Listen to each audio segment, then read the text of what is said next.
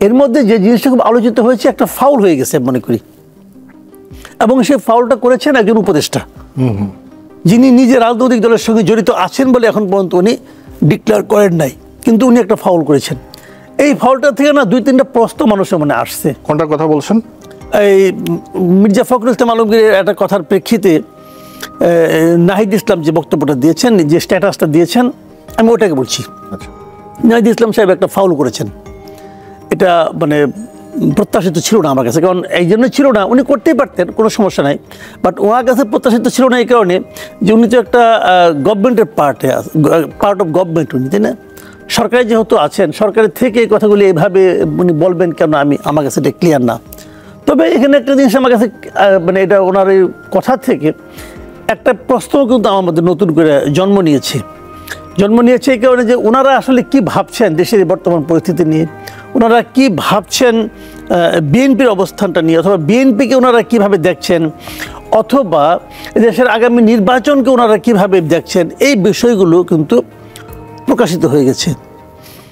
এবং সেখান থেকেও কিন্তু আমাদের জন্য একটু সুবিধা হয়েছে যে এই কথাগুলি যখন উনি বলেছেন, একদিক দিয়ে ভালো আমরা জানতে পেরেছি যে কে 111 চেয়েছিল, অথবা কোন কোন পলিটিক্যাল পার্টি দেশের জন্য কি চেয়েছিল, কারা কারা দেশের বিরুদ্ধে ষড়যন্ত্র করছে আর্মিদের সঙ্গে মিলে, এগুলোও কিন্তু আমরা কিছু কিছু জিনিস জানতে পারছি।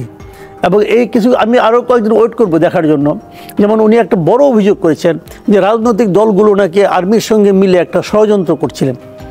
এই অভিযোগটা আমি এই প্রথম শুনলাম আর কি, মানে এইভাবে গুরুত্বপূর্ণ জায়গা থেকে। এই ব্যাপারে রাজনৈতিক দলগুলোর মন্তব্যটা কি, অথবা আর্মির মন্তব্য কি, আর্মি কি এই ধরনের কোনো ষড়যন্ত্রে লিপ্ত ছিল আসলে? আমি আর্মির বক্তব্যটাও কিন্তু জানার জন্য কয়েকদিন ওয়েট করব যে তারা আসলে কি চাচ্ছে, মানে কেন আবার 111-এর পায়তারা উনি দেখছেন। তো আমার কাছে তো মনে হচ্ছে এই সমস্ত কথাবার্তার মাধ্যমে 111-কে ইনভাইট তো নাহিদ ইসলামই করতে যাচ্ছে বলে আমার কাছে মনে হয়েছে। এটা আমার মানে মূল্যায়ন আর কি। কাজে এই বিষয়গুলো না হলে ভালো হতো, তারপরেও হবে যে এটা অবধারিত ছিল। কারণ নির্বাচন যখন ঘনে আসবে, যতই নির্বাচন ঘনে আসবে, ততই কিন্তু অনেকেরই মুখোশ ধীরে ধীরে খুলে যাবে, অনেকের দাঁত মুখের চেহারা আমরা দেখতে পাবো। এটাই স্বাভাবিক, নির্বাচন তো একটু যুদ্ধ না। তো দেখা যাক সামনের দিকে আর কি হয়। কামাল, একটা জিনিস খেয়াল করেছেন কিনা, ডক্টর জাহিদুর রহমান যেটা বললেন যে সম্প্রতি বিএনপি নেতাদের যে বক্তব্য এবং বিএনপি যে এখনকার শীর্ষ নেতা মানে ভারপ্রাপ্ত চেয়ারম্যানের যে বক্তব্য, তারেক রহমানের যে বক্তব্য, তিনিও কিন্তু এরকমই বলতে শুনলাম আমি যে এই যে বিভেদের কথা বা এই ধরনের প্রসঙ্গগুলো টেনে এনে মানে যারা গণহত্যাকারী, যাদেরকে বিদায় করা হয়েছে, তাদেরকে আসলে সুযোগ করে দেওয়া হচ্ছে কিনা। দেখেন আমি একটা কথা বলি আপনার, সেই জিনিসটাই জানেন, অনেক কিছু তো রাজনীতিতে অনেক কিছু বলা হয়, বিভিন্ন মানে আপনার দীর্ঘমেয়াদী চিন্তা থেকেও বলা হয়। আলটিমেটলি এখন আমাদের সামনে এই রাজনৈতিক দলগুলোর সামনে সবচেয়ে বড় ইস্যুটা কি, বড় ইভেন্টটা কি? সবচেয়ে বড় ইভেন্ট হলো সামনে নির্বাচন, এবং নির্বাচনের প্রধান কাজ থেকে ভোট পাওয়া, মানুষের কাছ থেকে ভোটটা নিজের বাক্সে নেওয়া, এই তো। এবং এই ভোটটা নেবেন কীভাবে? শেখ হাসিনারা বলে যেভাবে ভোট নেওয়া হতো গায়ের জোরে, কৌশলে, মানে আপনার মানুষকে ভয় দেখিয়ে, সেটা বোধ করি আগামী নির্বাচনে হবে না, এটা আমার বিশ্বাস হবে না। তাহলে জনগণের মাথার মধ্যে আপনাকে ঢুকতে হবে, জনগণকে বোঝাতে হবে যে তোমার ভোট দেওয়ার জন্য আমি অ্যাপ্রোপ্রিয়েট পারসন, তুমি আমাকে ভোট দাও, তাহলে তোমার লাভ হবে। এটা জনগণকে বোঝাতে হবে, মানে এজেন্ডাটা দেয়া। হ্যাঁ, মানে জনগণকে বোঝাতে হবে, জনগণের আস্থায় নিজেকে নিতে উপস্থাপন করতে হবে, নিজের দলকে উপস্থাপন করতে হবে। সেই জায়গায় বিএনপি কিন্তু ভালো খেলছে। দেখেন বিএনপি বিভিন্ন কর্মকাণ্ড, আবার বিএনপিকে নিয়ে অন্য দলের যে কর্মকাণ্ড, নাহিদ ইসলামকে এখন আমি একটা দলীয় ব্যক্তি ভাবি, ওনার এই সমস্ত বক্তব্যের পরে আমার বিবেচনায় উনি একজন দলীয় ব্যক্তি। নাহিদ ইসলাম অথবা মাহফুজুল আলম, হ্যাঁ মাহফুজ আলম, এই লোকগুলিকে এখন আমি এক দলীয় ক্যারেক্টার হিসেবে চিন্তা করি, বিবেচনা করি। মানে ওনারা যে সমস্ত কথাবার্তা বলছেন,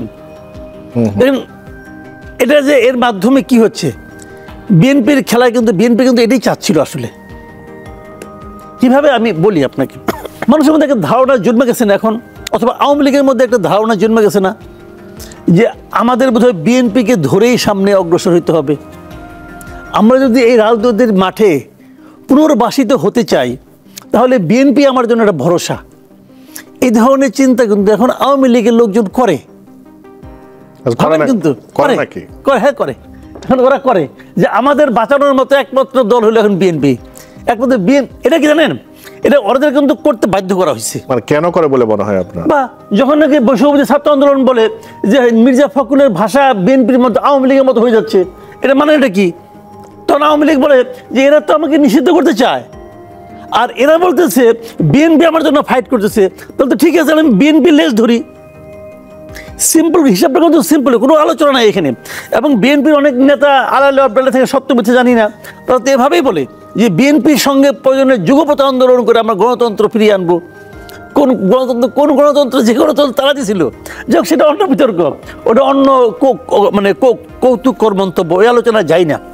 কিন্তু সাধারণ মানুষের মধ্যে এক ধরনের ধারণা কিন্তু তৈরি করা হচ্ছে, কিছুটা বিএনপি তৈরি করছে, কিছুটা বিএনপি এই ছাত্রদেরকে আমি বলবো এটা মানে কি বলবো একটু উস্কে দিয়ে তাদের মুখ দিয়ে বলাচ্ছে।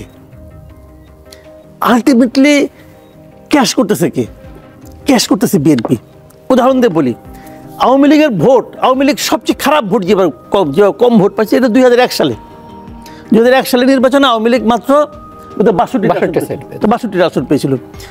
সেইবারও আওয়ামী লীগ কত ভোট পেয়েছিল জানেন? 2,26,65,000 ভোট। আচ্ছা, যেবার নাকি তারা সবচেয়ে খারাপ করেছে সেইবারও তারা 2 কোটির উপরে ভোট পায়, 2.25 কোটি ভোট পাইছে। এখন লোক সংখ্যা বেড়েছে, ভোটার বেড়েছে, ওটা কিন্তু টোটাল ভোটের 40% ছিল। বিএনপি এবার বেশি যেছে, 179টার মতো পাইছে বোধ হয়, সেভাবে বিএনপিও 40% পাইছে, 40.97 কাছাকাছি, 40.97, আর এদের মধ্যে 40.12 না এরকম কিছু একটা হবে, মানে 1% ডিফারেন্স হয় নাই। তো ভাই যেবার তারা সবচেয়ে খারাপ করে সেইবারও তারা 2 কোটি ভোট পায়। এই ভোটগুলি যাবে কই? এখন যদি এই ধরনের একটা ধারণা তৈরি হয় যে বিএনপি আমাদের উদ্ধারকর্তা, তখন তারা কিন্তু এই ভোটগুলি 2 কোটির মধ্যে মানুষের মধ্যে এখন তারা বাড়ছে, আরো বাড়ছে, মানে দেশের জনসংখ্যা বাড়ছে। ধরলাম এই 10 বছর 15 বছর অপশাসনের কারণে, আত্মগ্লানির কারণে 10% ভোট কমে গেছে ধরলাম, তবু তো একটা হিউজ ভোট। নির্বাচন আমি শুরুতেই বলছি, সামনে কিন্তু ফাইনাল খেলা কিন্তু ভোটের খেলা। তো এই খেলায় তো এই বাচ্চারা ভুল করতেছে রে ভাই, দরকার তো নাই কোনো। ওনারা যে খেলায় নামছে ওটা তারা পারবে না করতেও। ওনারা যদি আওয়ামী লীগকে যদি মনে করেন, যদি আওয়ামী লীগকে এখন মানে ভোটের থেকে বাদ দিয়ে দেয়, কারণ আওয়ামী লীগ ইলেকশন করতে পারলো না, ওরা তো মনে করলো জিতলো, আমি তো মনে করি হারলো এই কারণে তখন আওয়ামী লীগ ইলেকশন করতে পারলো না। তখন আওয়ামী লীগের যারা ভোটার তারা যাবে কোথায়? তারা তাদের কাছেই যাবে যারা তাদেরকে নিষিদ্ধ করার ক্ষেত্রে একটা ভূমিকা রাখছিল। সেটা কারা? অবধারিতভাবে বিএনপি। তো এটা কিন্তু আমি একটা মানে জাস্ট হাইপোথেটিক্যাল কথাবার্তা বললাম, হয়তো আমাকে আমি এইভাবে বলাটা ঠিক কিনা আমি যাই না, কিন্তু আমি কিন্তু এইভাবে ফিল করি। শিক্ষার্থীদের রাজনৈতিক দল গঠন নিয়ে বেশ কয়েকদিন ধরে আলোচনা হচ্ছে। তারেক রহমানও মন্তব্য করেছে রাজনৈতিক দল গঠন সবাই করতেই পারে, কিন্তু রাষ্ট্রীয় সহায়তায় দল হচ্ছে কিনা বা সেদিকে যাচ্ছে কিনা, আপনি এই বিষয়ে আপনি কি বলবেন? যে রাজনৈতিক শিক্ষার্থীদের রাজনৈতিক দল গঠন হচ্ছে এটা আমরা বুঝতে পারছি, তারাও বলছে, কিন্তু প্রশ্ন হচ্ছে রাষ্ট্রীয় বা সরকারের সহযোগিতায় দল হচ্ছে কিনা।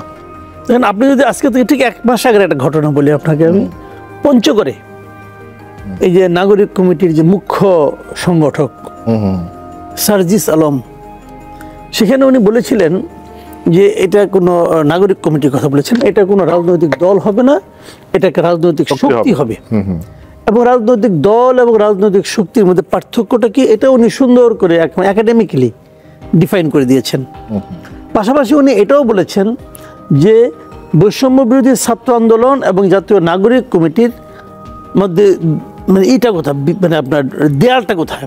দেয়ালটা হলো বয়সজনিত দেয়াল। 27 থেকে 28 পর্যন্ত ছাত্র, 28-এর পরে চলে গেলে সেটা হয়ে গেল নাগরিক কমিটির সদস্য।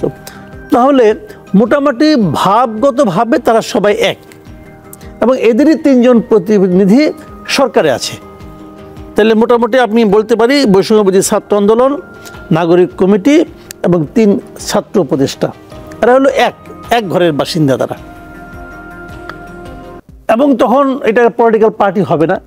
আবার পরশুদিন দেখলাম ওনাদের যে সদস্য সচিব আক্তার হোসেন, উনি বলছেন যে ফেব্রুয়ারির 2nd উইক নাগাদ তারা একটা দল হিসেবে আত্মপ্রকাশ করবে। নাম নিয়ে আলোচনা হচ্ছে, প্রায় 100-র মতো নামের প্রস্তাব এসেছে, তারা ভেবে দেখবে কোনটা হবে। তারপরে এর মধ্যে আবার আপনাদের একটা পত্রিকার রিপোর্ট দেখলাম, তাদের গঠনতন্ত্র তো তৈরি হচ্ছে। সেই গঠনতন্ত্র তারা যেদিন দলের ঘোষণা দিবে তার 2-1 দিন আগে তারা ঘোষণা করবে এবং তারা নির্বাচনে আসবে।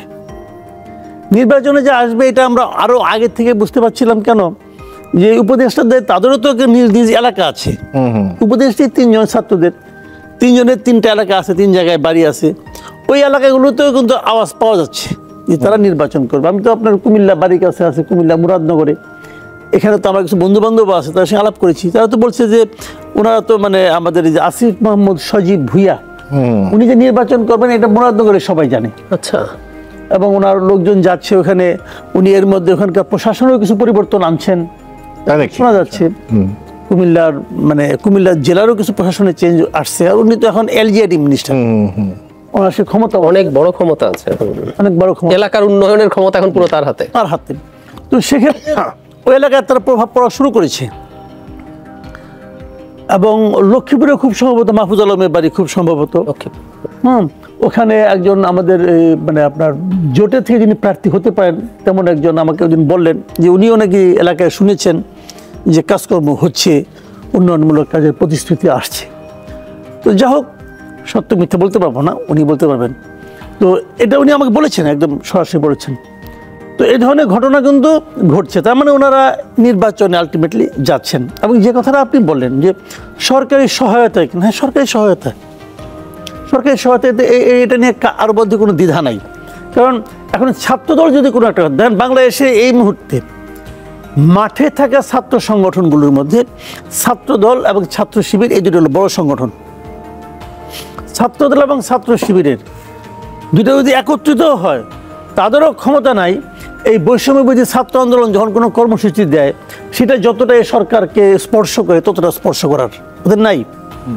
কাজে এখানে সংখ্যাধিক্য বড় কথা নয়, বড় কথা হলো যে কে কতটা হৃদয়ের কাছাকাছি অবস্থান করে।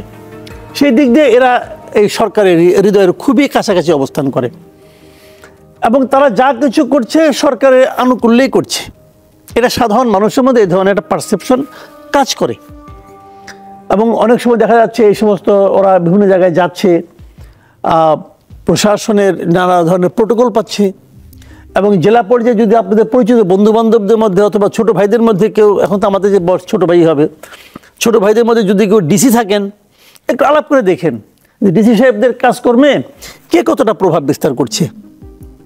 হ্যাঁ, বিএনপি, যুবদল অথবা ছাত্রদল তারা মাঠে হইচই করছে, কিন্তু প্রশাসনিক কার্যক্রমে অনুমতি না দিয়ে দরজা খুলে কারা ঢুকতে পারছে এটা খোঁজ করলেই জানতে পারবেন।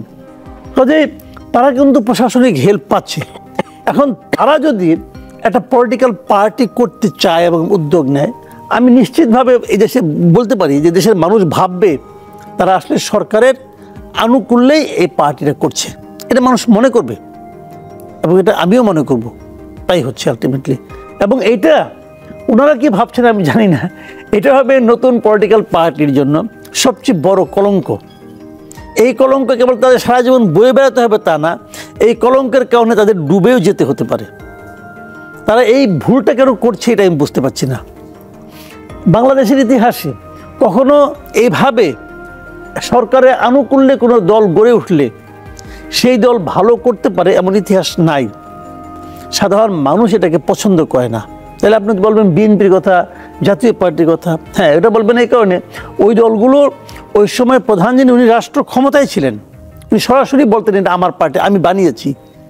উনি ছিলেন সেই পার্টির প্রতিষ্ঠাতা, এরকম অনেকটা। কিন্তু এখানে তো আর ডক্টর ইউনূস দায়িত্ব নিয়ে বলবেন এটা আমার পার্টি। ডক্টর ইউনূস যদি বলতো তাহলে এক কথা ছিল, কিন্তু তা তো উনি বলবেন না। তখন এটা হবে কি জানেন, এটা হবে ওই কিংস পার্টি, আরেকটা কিংস পার্টি। কিংস পার্টির ভবিষ্যৎ পৃথিবীর কোথাও ভালো হয় না। যেটা বলতে সরকারের পারফরমেন্স নিয়ে কথা যেহেতু আসলো, আইন শৃঙ্খলা একটা বড় মানে এখন মাথা ব্যথার কারণ হয়েছে। আপনি যদি দেখেন যে আজকে একটা পত্রিকায় দেখলাম যে প্রতি মাসে গড়ে 31 জন খুন হচ্ছে, 5 মাসের একটা হিসাব দিয়েছে, কিন্তু সরকার এই জায়গাটা কেন ব্যবস্থা নিতে পারছে না? না, এটা তো পারার কোনো কারণ নাই। পারার জন্য কি সরকার চেষ্টা করছে? আমার তো এটাই মনে হয়। দেখেন, আইন শৃঙ্খলার ব্যাপারটা কি, মানে খুনটাই কিন্তু একমাত্র প্যারামিটার নয়। আপনি মানুষকে জিজ্ঞাসা করে দেখেন, মানুষ যে কোনো অভিযোগ নিয়ে লোকজন তো থানায় যায়। আপনি যে কোনো ঢাকা শহরে, আমি একটা এক্সপেরিমেন্ট আপনাকে বলি, যে কোনো একটা থানার সামনে যে আপনি ঘন্টা 2 দাঁড়ায় থাকেন চুপচাপ, দাঁড়ায় দেখেন থানায় কয়টা লোক ঢুকে এবং কয়টা লোক বের হয়ে আসে। বের হয়ে আসার সময় তারা কি মনোভাব নিয়ে বের হয়ে আসে। মানুষ থানাগুলোতে যে কোনো রকম আশার বাণী পায় না এখন আর। ক্ষুধা না করুক, যদি রাস্তায় আপনার কখনো মোবাইল ছিনতাই হয়, আপনি যে থানায় যাবেন, যে বলবেন, আপনি থানার যিনি লিখবেন ওনার লেখায় এবং কথায় আপনি এমন কোনো ভরসা পাবেন না যেটা আবার ফেরত পাওয়ার কোনো সম্ভাবনা আছে। কারণ ওনারা তো কোথাও যাবেন না, কারণ ওনারা তো, ওনাদের মধ্যে এই যে বলে না যে পুলিশের মনোবল ভেঙে গেছে। মনোবল ভাঙবে, ভাঙাটা খুবই স্বাভাবিক ছিল। স্বাভাবিক কেন? পুলিশ তো এই পুরো আন্দোলনে একটা পক্ষ হয়ে গেছিল। জি, ছাত্ররা সরকার বিরোধী আন্দোলন করেছে, সরকারকে নামাতে চেয়েছে। পুলিশের দায়িত্ব ছিল সে আন্দোলনকে থামানো। তাহলে ছাত্র এবং পুলিশ তো মুখোমুখি ছিল রে ভাই, ছিল না? ছিল তো। এখন আপনি যে পুলিশকে বলবেন, পুলিশের মনোবলটা আপনি কেমনি ফিরিয়ে আনবেন? আপনি যে পুলিশকে বলবেন যে তুমি পুলিশ যে গুলি করেছো, তুমি আসলে গুলি করো নাই, তোমাকে গুলি করতে বাধ্য করা হয়েছে, পেছনের লোকগুলো তোমাকে গুলি করতে বাধ্য করেছে, তাকে যে আপনি এই কথাটা বলবেন, আপনি তো এই কথাটা বলার মতো অবস্থায় আপনি ছিলেন না। আপনি কিন্তু পুলিশকে ব্লেম করেই গেছেন। ব্লেম করে আবার তাকে থানার মধ্যে থাকতে বলছেন, থাকতে বলে তার হাতে অস্ত্র দিচ্ছেন, আবার বলছেন এই অস্ত্র তুমি আইন শৃঙ্খলা রক্ষায় ব্যবহার করো। পুলিশ 2-1 জায়গায় ব্যবহার করতে যে হোঁচট খেয়েছে, হোঁচট খেয়েছে কিন্তু। এবং হোঁচট খেতে যে তারা কি দেখেছে, আপনি বিচার করবেন না, করেন না, কিন্তু আপনি যখন ইনডেমনিটির কথা বলে দেন যে এই সময় যত পুলিশ মারা গেছে তাদের কোনো বিচার হবে না, তখন এটা আপনি বলেন, তখন কি আর মনোবল বলতে কিছু থাকে? পুলিশের থাকে না তো। তো আপনি তার মনোবল কিভাবে? আমি বলছি না যে পুলিশের যে পায়ে ধরতে হবে, আমি বলছি না পুলিশকে যে কিছুকে দিতে হবে, আমি এই লাইনে কিন্তু আমি যাচ্ছি না। বাট আমি বলতে চাচ্ছি, আপনি তো এই পুলিশকে সবাইকে বাদ দেন, বাদ দিতেন, এই পুলিশ সব বাদ, আমি সব ফ্রেশ পুলিশ নিব, নেন তাহলে ঠিক আছে, কোনো সমস্যা নেই, বিপ্লবী পুলিশ সবাই হবে, কাজ করবে, কোনো প্রবলেম নাই। কিন্তু আপনি তো এই পুলিশদেরকে বাদও দিচ্ছেন না, রেখেই দিচ্ছেন, দিয়ে বলতেছেন তোমার মনোবল নাই কেন? তাহলে তো হবে না। আবার মনোবল থাকার মতো কোনো কাজও আপনি করছেন না, করছেন না তো। আপনি দেখেন একটা এই আন্দোলনের সময় পুলিশ মারা গেছে, সাধারণ ছাত্রছাত্রীও মারা গেছে, পুলিশের অফিসার কিন্তু কেউ মারা যায় নাই, মারা গেছে কনস্টেবল, মারা গেছে ট্রাফিক পুলিশেরাও মারা গেছে। যারা মারা গেছে আপনি যত কিছু বলেন, যত বিপ্লবের যত উদাহরণই দেন না কেন ভাই, আমার কাছে এটা অমানবিক থেকে যে একটা মৃত পুলিশকে উল্টো করে টাঙায় রাখা, এটা এই দৃশ্য আমি দেখতে চাই না। এটাতে অনেক বলছে, আমাদের সমন্বয়করা বলছেন এতে নাকি আন্দোলনের গতি বৃদ্ধিপ্রাপ্ত হয়েছে, এতে নাকি স্টুডেন্টদের মনোবল বেড়েছে। আমার কাছে এটা আমি এটা মানি না, আমার কাছে এটা মনে হয় না। এই দৃশ্য দেখার পর আন্দোলনের মানুষ হিংস্রতা বাড়তে পারে, কিন্তু আন্দোলনের মনোবল বেড়েছে এটা আমি মনে করি না পার্সোনালি। বাঙালি এত নিষ্ঠুর জাতি না, আমি যেটা মনে করি মানুষ তার নীতিবোধ দিয়েই জয় করতে পারে। নৈতিকভাবেই শেখ হাসিনা পরাজয় হয়েছিল। তো পুলিশকে তো শেখ হাসিনা একটা পার্টি বানিয়ে ফেলেছিল। তো সেই পুলিশের সবাই কি স্বেচ্ছায় ছিল কিনা সেটা নিয়ে বিতর্ক হতে পারে, এটা নিয়ে মনোবিজ্ঞানীদের সঙ্গে পুলিশদের নিয়ে বসানো যেতে পারে, পুলিশের মানসিক অবস্থা নিয়ে আপনার নানা রকম চিকিৎসা চলতে পারে, সবই হতে পারে, কিন্তু তার কোনোটাই কি আপনি করেছেন? এই সরকার যে ভালো চলার যে ব্যাপারটা, ভালো চলার বেসিক জিনিসটাই ছিল কিন্তু ওইটা। আমি আশা করেছিলাম কি সরকার যখন নতুন একটা সরকার যখন দায়িত্ব নেবে, প্রথম যে চেঞ্জটা আমরা দেখতে পারবো সেটা হলো চাঁদাবাজি বন্ধ হয়ে যাবে।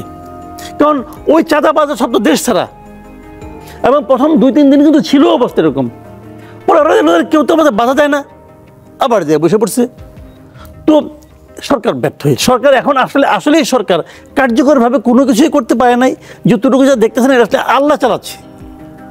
কিন্তু আমি মনে করি এটা এমন পর্যায়ে এখনো পৌঁছে নাই যে এই আমাদের আসন্ন নির্বাচনের আগে এই সরকারকে সরে যেতে হবে অথবা অন্য কোনো সরকারকে দায়িত্ব নিতে হবে, এই পর্যায়ে পৌঁছেছে বলে আমি মনে করি না। এক সেকেন্ড একটু যোগ করে দিই, ইভেন মির্জা ফখরুল ইসলাম আলমগীর সরকারকে এন্ডোর্স করছেন, উনি জাস্ট তিনজন ছাত্র উপদেষ্টা সম্পর্কে কথা বলছেন, আর কিছু বলেন নাই। জি, মির্জা ফখরুল খুব সতর্কভাবে বলেছেন জি জি যে যদি তারা নিরপেক্ষতা রক্ষা করতে না পারে তাহলে থাকবে না, মানে যদি তাহলে অনেক কিছু আছে। কিন্তু কাজেই ওটা নিয়ে না, আমিও মনে করি এখন পর্যন্ত আমি এই সরকারের উপর আস্থা রাখতে চাই, এবং আমি এখনো মনে করি যে আসন্ন নির্বাচনটা ওনারা এরাই কন্ডাক্ট করতে পারবে, এটা আমি মনে করি। তবে আজকে আবার আমার সিইসির বক্তব্যটা একদমই পছন্দ হয় নাই।